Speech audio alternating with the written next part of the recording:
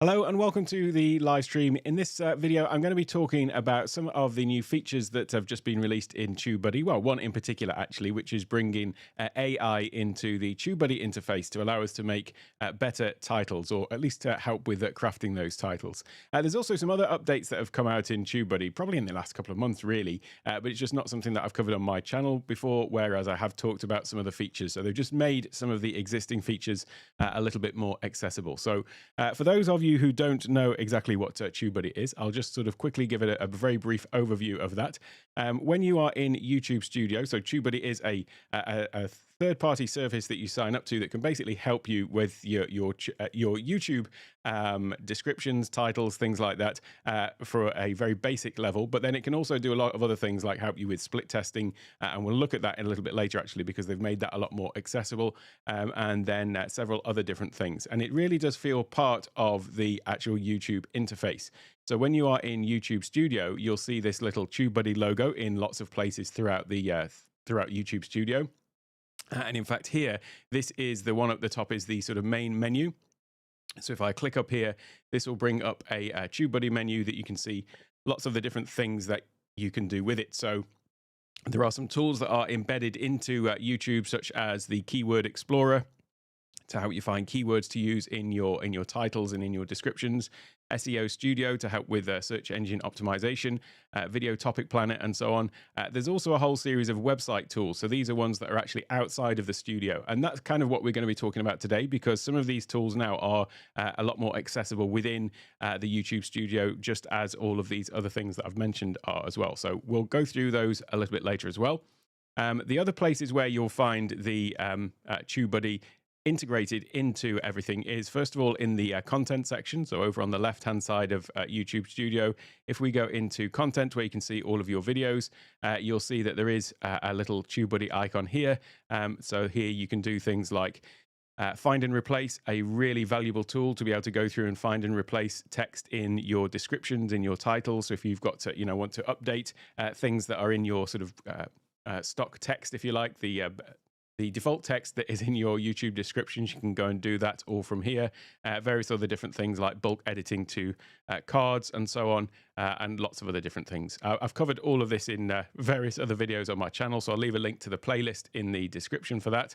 The other place that you'll find it is actually alongside each of the videos. So if I go to a video which is live, for example, like this one, there's a little TubeBuddy icon there, and then there's lots of different tools in here. So it really is embedded all the way throughout the sort of process of using YouTube Studio. Another one place where you will find it as well is actually on the page where you upload your videos. You can see here we've got a little TubeBuddy icon. So here you can do lots of different things, applying templates, copying cards, end screens, and so on.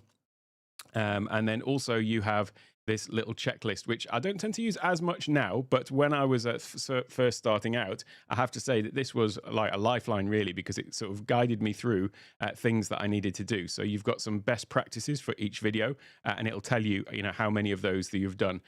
So, get a like on Facebook, add info cards, add tags to your title, and then there's other ones here that have been completed for this. So, reply to a comment, add more tags, heart comment, add captions, and so on. So this is really sort of helping and guiding you on that process of telling you what you need to do with that video upload. There's also a couple of tools in here. This is a fairly recent one, which we'll look at in a moment as well, adding chapters. So we'll talk about that. But then you can generate thumbnails from here as well. There's also lots of things related to tags. So for the tags that you add into your videos, you can either copy a set of tags. So like, for example, this video was all about plugins on Stream Deck. So maybe if I'm going to be making other videos on Stream Deck, I may want to just batch copy all of those tags, and then I can save them. And then if I want to add those into another video, I can just come and click on import, and it'll have a list of all the different tags. So here you can see I've got some for various different things that I do. And so that saves time. Rather than having to go and manually add in all those tags, you can just do it with the click of a button. So that's another little time saver there. It also helps by actually recommending tags for you as well. So if you want to just go and add something in, you can just click on one of these to just go and simply add it into the tags. So all of which to say, there is a really deep integration of TubeBuddy into all things YouTube, and it's, I find, a really powerful tool. I've left a link in the description where you can go to get a free trial of that over on my website, and also also in the chat comments as well. But I find it really, really helpful for lots of different things, from when you're just starting out on YouTube all the way through to when you want to start going and have some content there that you want to refine. So what I want to talk about today, though, is this new little place where it features, which is right up here in the top above the description and title. And this really actually makes it a lot easier to get to the split testing. So split testing was something that previously, if I just close this down for a minute, previously it was one of the web interfaces. So I mentioned before that, or in the TubeBuddy web interface, I should say. I mentioned before that in this little TubeBuddy drop-down menu, you can see here we've got this website tools. That will take you through to actually the specific tool, but this is YouTube now in the TubeBuddy in the TubeBuddy website. And here you've got these different tools. And so what these look like is something like this when you go into it. So you've got like a health report, channel valuation. I don't think I'm quite there to need to worry about that just yet. Retention analyzer, usage stats, Launchpad, where you can look at dashboard, checklist, and so on. And then the one that I was just talking about, though, was, where's it gone? A/B testing. So this is a really, really powerful tool, and it is important to do A/B testing if you want to sort of look at how you can refine the content that you've got, because it's all very well sort of creating new content, but actually if you can sort of refine the things that you've got, then you can actually increase the sort of number of visitors to that existing content, and then also, you know, presumably then hopefully if you've done your videos well, then you'll increase your number of subscribers that way as well. So it's definitely something not to be neglected, you know, all of the old content. And so, as I say, one of the great ways to do this is to actually use split testing to go and test out variations of titles, descriptions, thumbnails, and so on, to try and see if you can make an improvement there. And basically what TubeBuddy does is, let's look at some of these examples where I've got a new style of thumbnail that I wanted to test out. And so I ran this test with two of them side by side, and TubeBuddy basically sends some people to a video, or shows some people a video with one thumbnail, and for other people it shows a video with a different thumbnail. And then it runs this test over a period of time until it's got something statistically significant to say, okay, this thumbnail gives you a better click-through rate than this thumbnail. And so that's the sort of process here of A/B testing one thing against another. There's something quite interesting about looking at this for me as a data geek, but also there's a very important thing to highlight here, which is you don't necessarily know what is going to be the best and what is going to work best. And it's only really through testing that you can find that out. Now, a classic case in point here is all of my thumbnails, because my thumbnails always used to look like this. And at some point I thought, you know what, I don't think they actually look very great anyway, apart from the fact that they've got my silly face on them. I thought maybe I could just sort of change the design slightly so that they still look similar, but maybe, you know, just make them look a little bit better, shall we say. And so what I thought looked better was this. I thought that the text stood out better. You can see that these are two thumbnails for the same video. They've basically got the same thing in. I have changed the actual wording in the title there a little bit, in the thumbnail a little bit.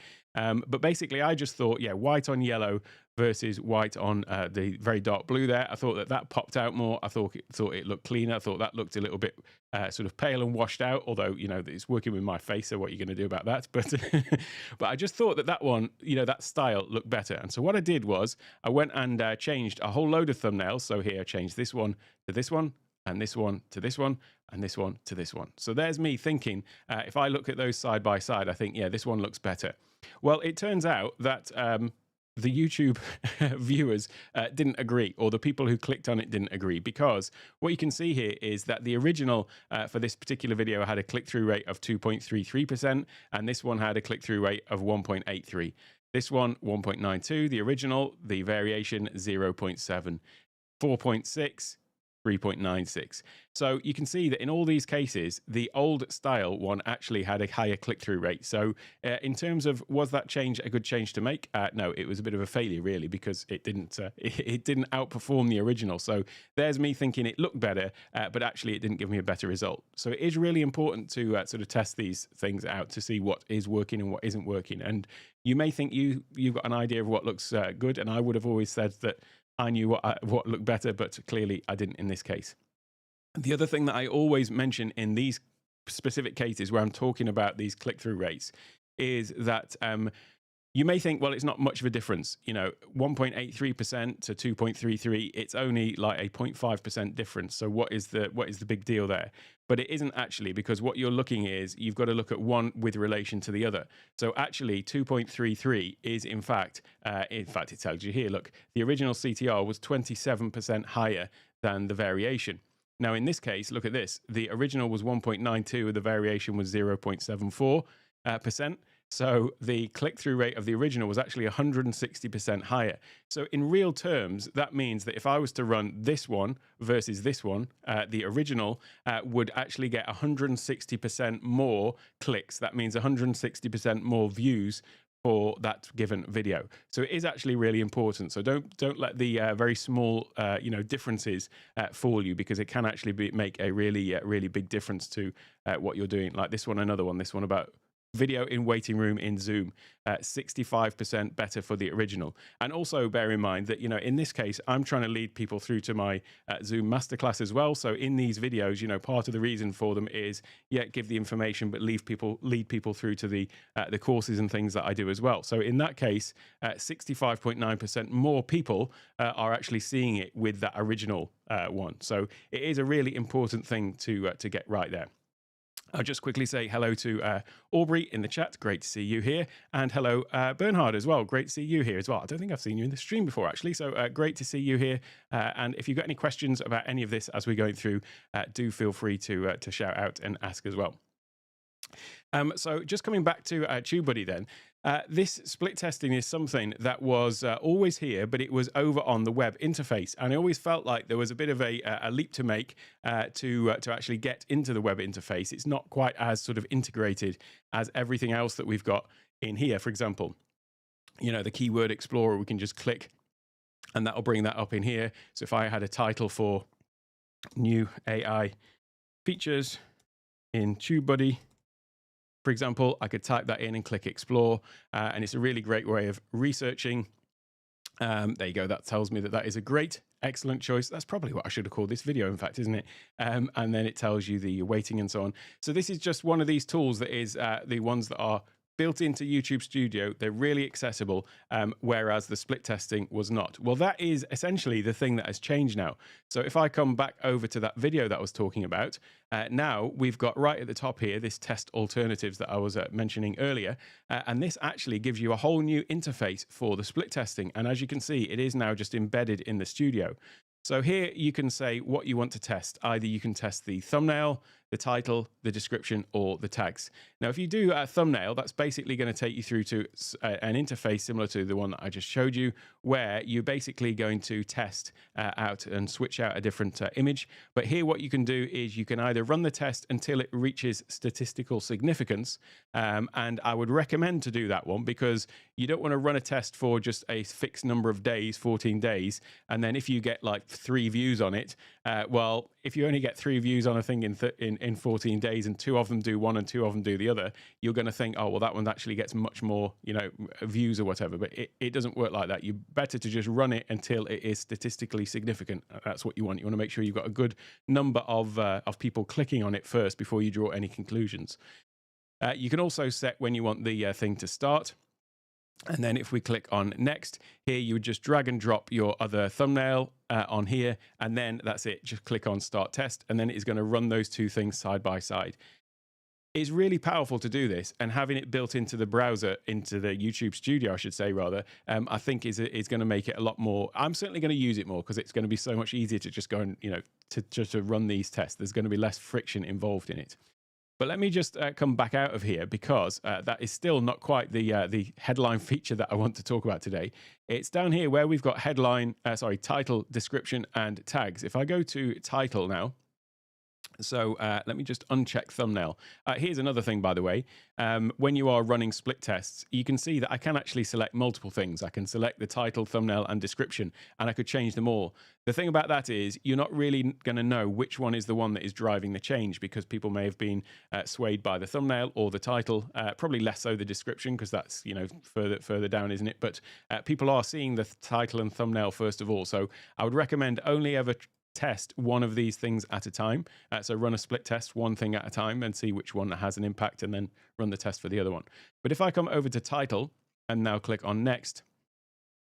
Then if it moves over, there we go. What it's done here is, I've just skipped over the time one, but what it's done here is it's actually generating these titles for you. So where we've got the original title here is 5 Stream Deck plugin actions to use when live streaming. Here we've got 5 Stream Deck plugin actions. Oh, that's the original. This is the ones here. 5 Stream Deck plugin actions you can use to make your live streams better. And this is the AI aspect of it. It is actually generating these titles for you. So it's a great way to actually come up with these alternatives. And obviously it's got things working behind the scenes there that may be thinking about this in a different way than you are. And just as I was mentioning before about my thumbnails, where I thought that I had a better idea of how to make them look. Yeah, this is one of those things where it's sort of taking you out of the equation and maybe giving some of these a try. I'm going to certainly go through a lot of my videos and try out some of these alternative titles just to see how effective they are. And then you can just click on here. If you don't like any of those, you can refresh them as well. So let's see if it generates another one. In fact, I'll start this test now and then I'll report back. We'll see how this specific video does. So 5 Stream Deck plugin actions that will up your live streaming game. See, that does sound better, doesn't it? 5 Stream Deck plugin actions to use when live streaming. That one sounds a lot more positive, doesn't it? 5 Stream Deck plugin actions to use for the ultimate live streaming experience. Okay, I'm going to try that one. So I'm just going to click on plus there so you can see how it's changed it, and then click on start test. And that will then start running that test. So that is now going to be back to be split testing this particular video with the original title and the new title. I'll just come back into this though. This one tells me that a test is scheduled, and then it takes me over to there. So that is now going to show me all of the results. So now you can see we're back into where was it now? We're back into the split testing that we looked at earlier. So now if I refresh this, you'll see that I'll have that new split test will be up here. There you go. That's the new one that is going to be starting soon. So what I'll do is I'll come back into a different video now. So if I come back out of here, where's my channel? Just go and pick a random video. And I'll just go through some of these other ones because there are other tests you can do apart from title and thumbnail, which are worth looking at. I need to get creating some more of my regular content on this channel. You can see I've got lots of my my podcast and shorts in here. It's a long time since I made a proper video. So I'm going to come into here, apart from the live streams, obviously. So here we go to this test alternatives again. I'll just run through the other couple that we've got in there. So you've also got description. And so if we click on that one, here you can see we can set the time just as we did before. And then here you can see that it's got the original and the old description. I haven't really played around with split testing of descriptions as much because I tend to think that it's obviously the title and the thumbnail that is going to play a bigger part, but I probably should do because I'm talking about the fact that I love data and geeking out on this stuff, but I haven't actually tried that one as such just yet. The other one that I was a little bit surprised to see in here actually is tags. Now, the reason I'm surprised to see tags is because if I just pop out of here for a moment, I think a lot of people put emphasis on tags, but actually YouTube sort of tells you about this themselves. Where is it? Down here. So here what it says is this is above the tags box in the videos. It says tags can be useful if content in your video is commonly misspelled. Otherwise, tags play a minimal role in helping viewers find your video.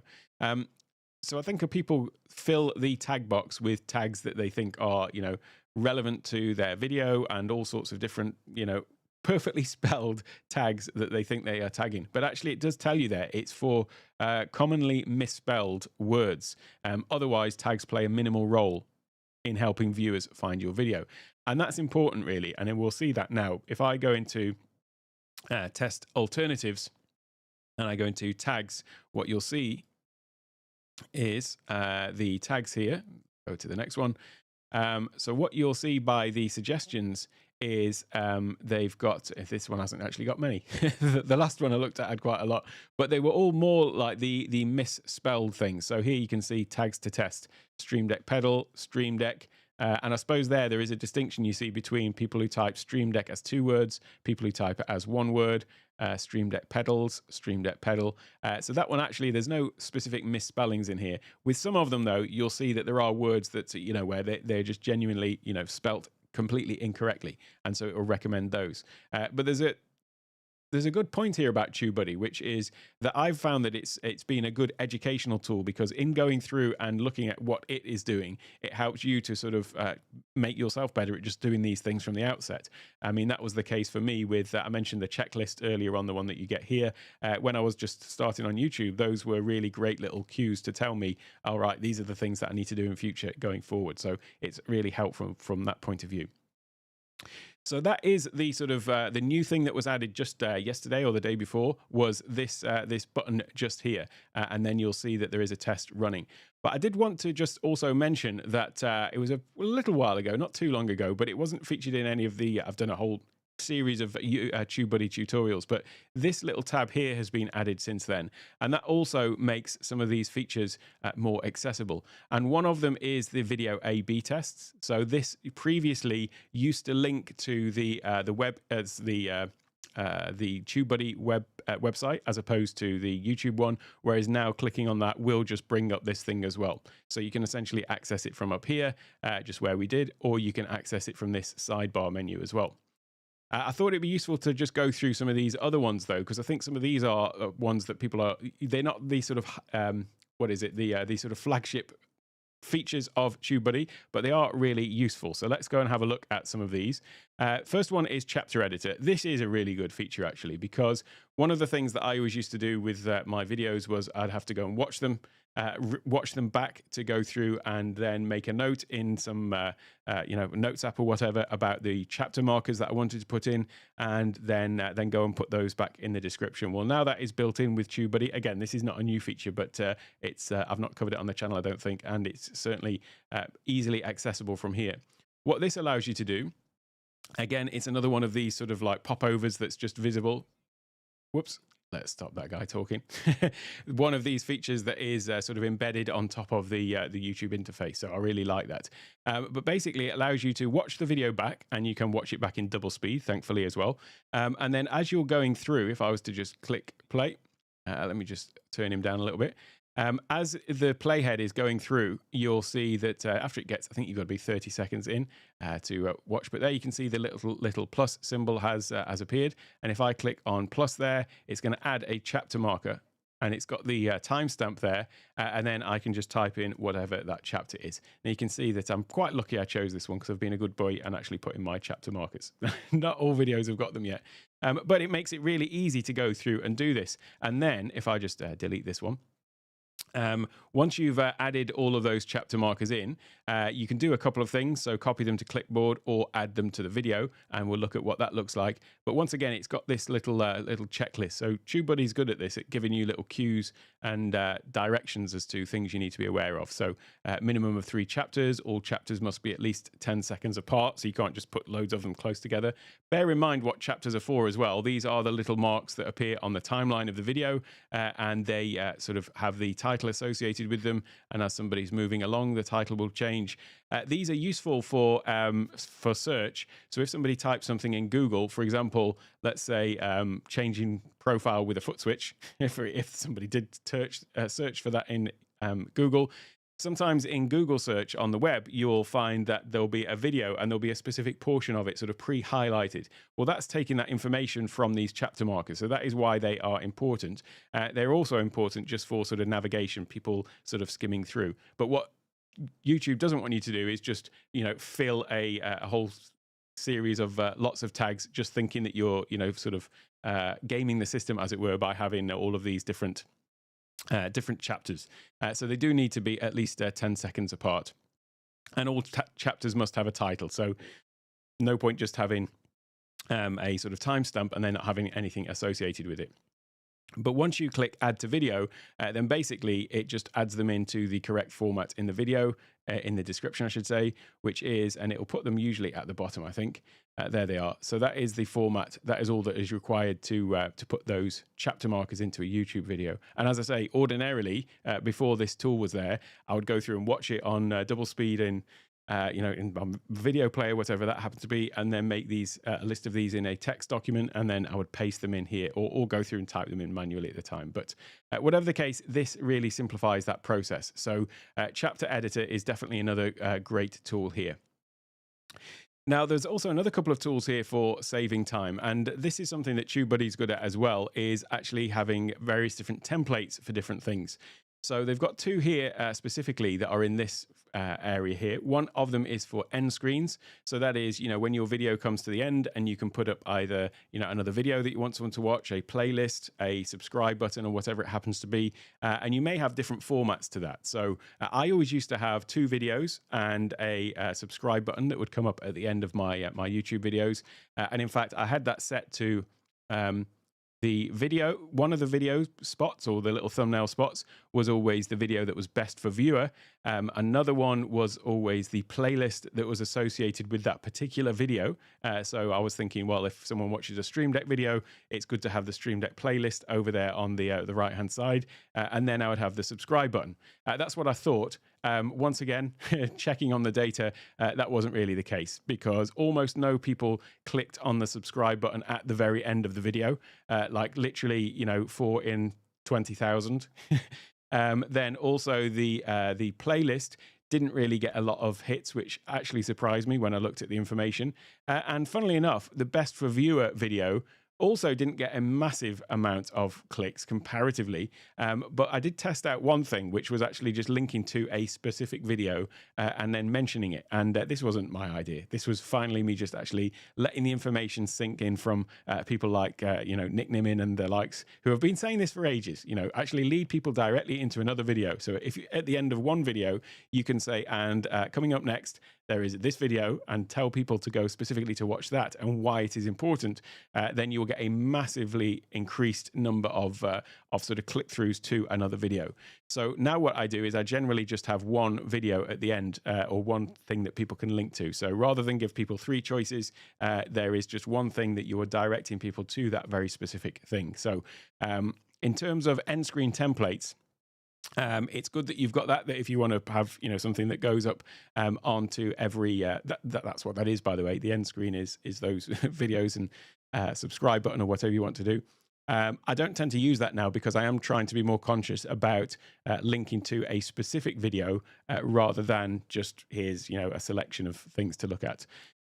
The other one is cards. Now, those are the little things that pop up in the top corner. Someone will say, oh, you might want to check this video out. And it's a link out of the video that you're in to another video. One mistake I think I made when I started on YouTube was I thought that would be a really great thing. And I would put those cards all the way through the video, from almost, sort of, if there was 5 of them in a given video, I think the 5 is the limit, then I would have, 5 cards spaced out through the video. Well, what you don't want to be doing, though, is actually sending people away from your video to go and watch another one before, they finished. It's almost going to ruin your viewing figures for that video, because it's going to seem like, oh, people actually left, 20% of the way through. Now, the recommendation for using cards is to, first of all, have them in the last 20% of the video, so that, it's something that when people are getting to that point where they may be sort of trailing off. The other thing that I have tried doing with these as well is going and looking at the analytics for specific videos which have got a specific drop-off point. There might be an area where you're looking at the stats. In fact, we can just go and have a look at the stats for this one, for example, and I can show you what I'm talking about rather than just trying to explain all this. If I go into analytics for this video, then here you can see there is a drop off. This is the time period of the video. So this is a 5-minute video. You can see that we got that initial drop off where people came in to the video, thought, I don't like the look of this guy, and just left immediately. But then it sort of narrows out. You can see the dotted lines, by the way, on this chart, although they're hidden by this little overlay here. The little dotted lines there, the vertical lines, those are the chapter markers. So that's sort of showing you where some people might be just skipping ahead to the chapter. So this is basically the number of people and the viewer retention.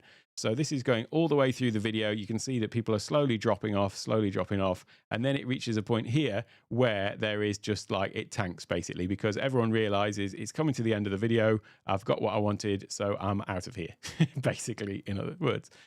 So what you could do is you could think about saying, right, well, I'm going to put a card at this point that is actually leading to something else that is relevant. And so that is a better use of cards, I think, is to actually use them where you're placing them strategically. Obviously, if you mention something directly in a video that you're sort of referencing another video, then it's great to put them in there. But yeah, I would say use them strategically rather than just peppering a video full of them. But the point about this was, and I digress once again, as often I do, was that in here, you can create templates for cards. So if you've got a selection of cards that you use regularly, for example, you're constantly making videos about a specific topic and you are constantly referencing other things. I mean, it might be a link out to a course, it might be a link out to something else. It doesn't necessarily have to be on YouTube directly.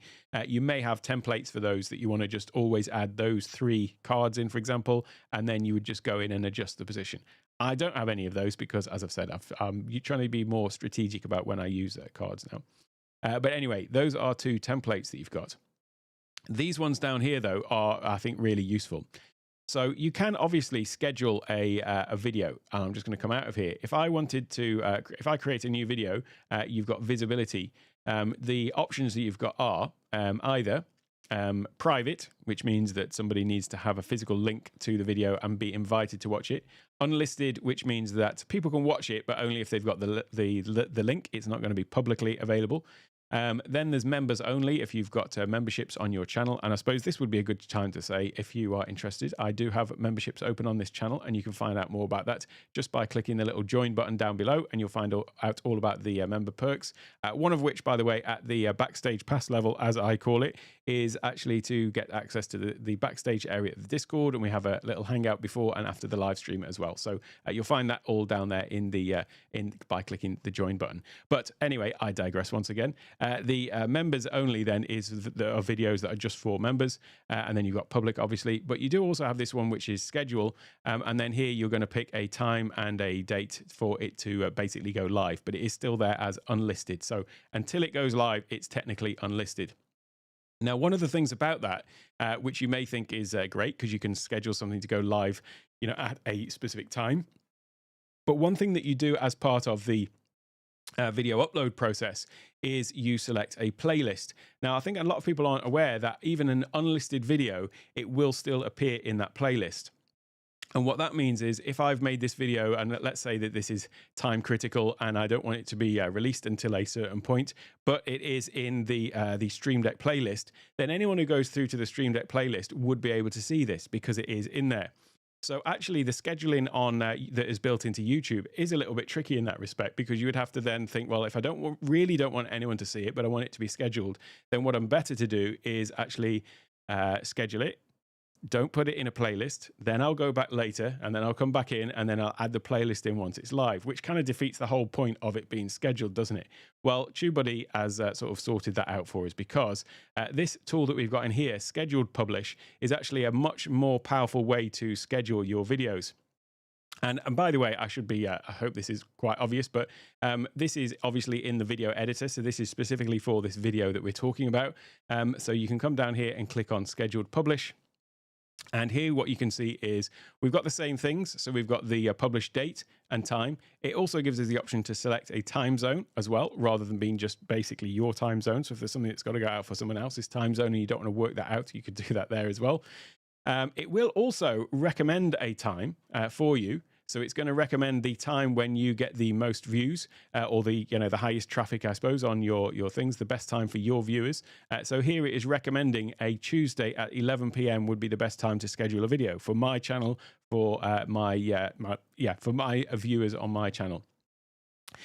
You can also set the privacy in here as well. So we can, from at a certain date, we can set it from unlisted to public. You can also do the opposite. Let's say you've got a video that you want to put up and it is public, but you want to make it unlisted at that time. Then you can also do it the other way around as well. So you might want to have something up for a limited time, take it down so it's not public, but people who have seen it still have access, or it's still in a playlist, whatever you want to do.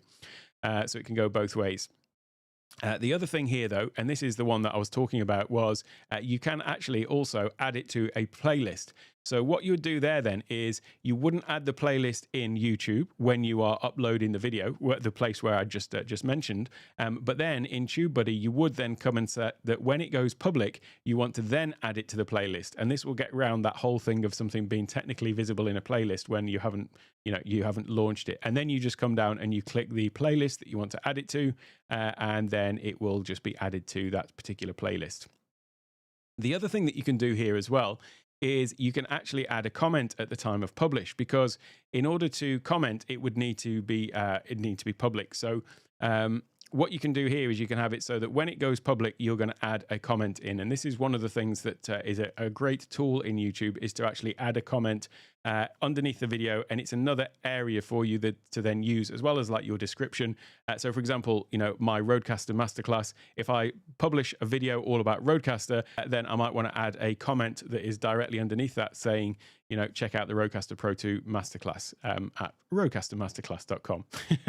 But I could add that in as a comment, and it's just another little area that you've got as the creator to add some extra information in. You can also here set to email a reminder 24 hours before a publish date, or email me a reminder right now. So I don't really do those because I know when these things are going to go out, but it is an option anyway for you if you do want to get that reminder that a video is about to go out. But those really, that add to playlist there and the add comment are two really powerful features that we've now got with TubeBuddy. And as I say, they're not new features, but they're just a lot more accessible from here. So definitely great little additions there. The next one down at the bottom here, then, the sort of last one on this list, is the what they call vid-to-vid promotion. So make content more bingeable by using your library to promote a specific video. What this allows you to do is, if you've just, let's say, for example, I'm going to be launching my my subscription service to all of my courses, which I am going to be doing. I'm still working out like the details of all of that, but it will mean that just for one single monthly payment, or one monthly payment, you get access to all of the courses rather than having to buy a whole course up front. And so for me, for the people who buy my courses, I've got so many courses that are in the pipeline at the moment. So I've got the Rodecaster Masterclass, the Zoom Masterclass Ecamm course as well, and then there are at least another 10 on the list, and that list is growing as people ask for things. So when I launch that particular offering of a subscription model to give people access to all those courses, I may want to actually do a video to announce it, but then I may also want to link to that video from all of my other videos. Now, I mentioned before that there is find and replace in TubeBuddy. So it is really easy to actually go and find and replace, or to append information. I'll show you how to do that afterwards separately, in fact. But what this allows you to do is, if I, it says description promotion. If I click on continue, this allows you to basically add in a link to this video that we're editing right now, add a link to this video into the description of every other video. So it's a really great way to sort of add that in, and you can also take it out again. So don't think that once you've made this change, you then have to go and take all the information back out again. So here it says enter a message. Please watch easy way to switch profiles on Stream Deck Pedal, and here's the link to the video. But obviously you could craft something different. You can go in and edit this. So in the example that I'm just talked about, I might say, you might be interested to hear about my new subscription model for all of my courses, where you just pay one fee and get access to over $1,000 of courses, whatever way I choose to promote that. But then down here, you've got message position, either at the start of description, end of the description. And so you can apply that there, but you can also remove from description as well. So what that means is that you can go and run this thing if you want to alert people to it. Or for example, Black Friday, I'm going to be doing a Black Friday offer on courses and icon packs as well. So I might want to Black Friday, just go and make a quick video about it, add it to all of my other videos. So it's just going to improve those sort of linking through to it. And then on Cyber Monday, when the offer ends, then I could just come and just remove from the description as well. I think it's really powerful to have this sort of thing embedded there into the video, because it means that as you're uploading a video, it just reduces the friction. I'm all about reducing friction for all of these things and making things easier, because when they're easier, they are more likely to get done. In my case, at least. So that is the way that you can go and add in that text. I will just mention the find and replace though, because it's something that I've talked about before many times on the channel, but it's one of those ones that really does save you time. And when you're starting to think about TubeBuddy and is it worth the money, should I get it or not? I always just look at what time is it saving me, and I know that it has saved me far more time than it has cost.